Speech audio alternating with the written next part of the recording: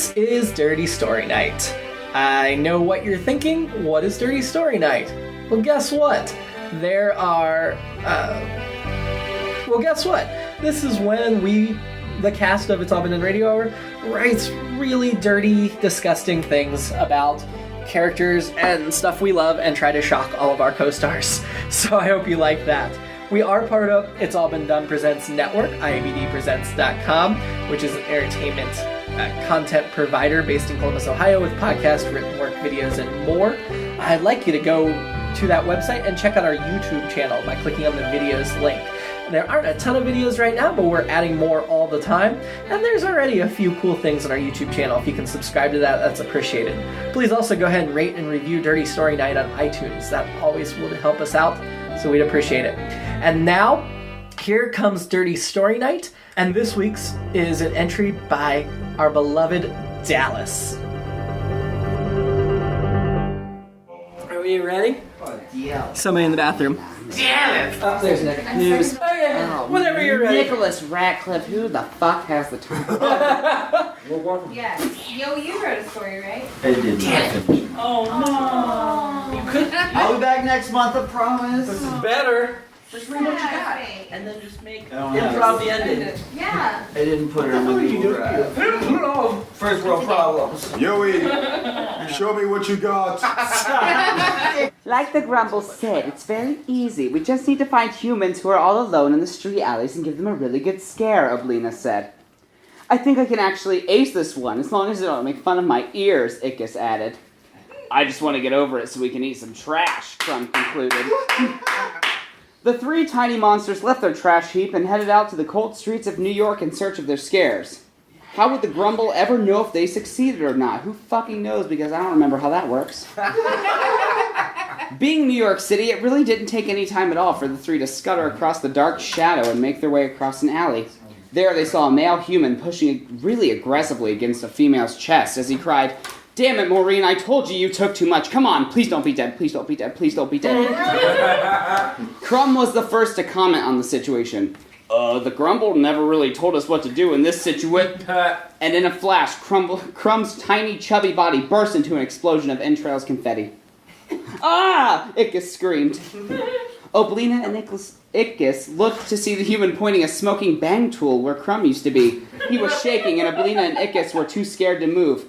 "Ickis," Oblina whispered, "what exactly do we do now?"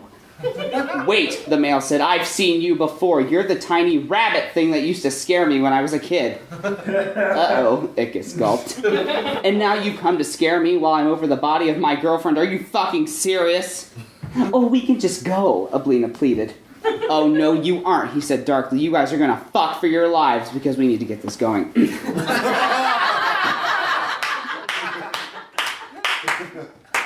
"What? Oblina, but she's my best friend."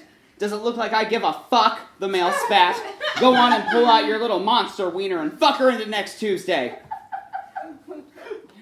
Ickis looked at Oblina and she did the same. The two hadn't said a word, but they'd been fucking for years.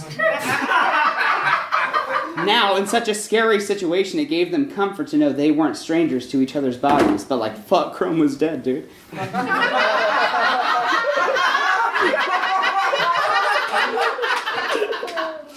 "It's okay, Ickis," Oblina said softly. "Just do what we usually do." Here we go.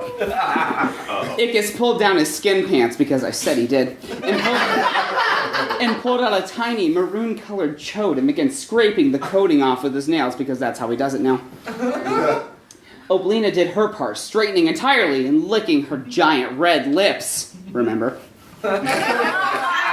She pulled a seam separating her white and black stripes that was just a little too high to compare to a human vagina. She took her position on the ground and Ickis climbed on top, inserting his monster masher. "What is this, the Notebook? Get to fucking already!"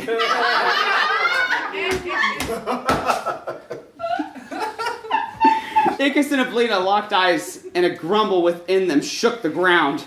Suddenly, Ickis began to grow 3, 6, then 10 times his size.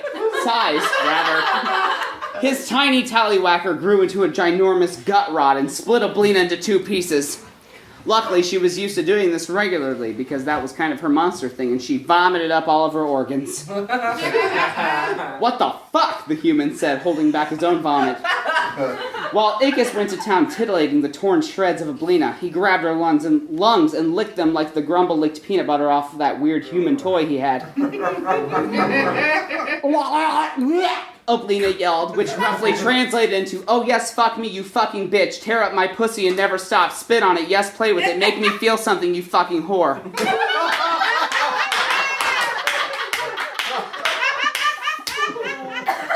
Ickis stuffed Oblina 2 ways. One, by putting her organs back inside her.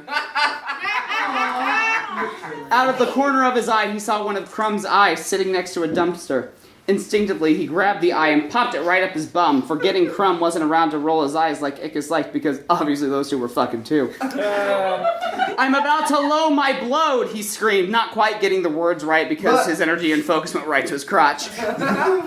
After a few sharp inhales and blinking rapidly, Ickis pulled on his crab goblin from Oblina's swollen whisker biscuit and shot a load of sharp, pointy daggers toward the male's face. Impaled from the spiky splooge, he died instantly. Of course. Oblina then pulled herself together, and Ickis shrunk back to his regular size once more. Exasperated, they both sat with their back against the cool metal dumpster and let out a nice long, "Ah." Rail monsters.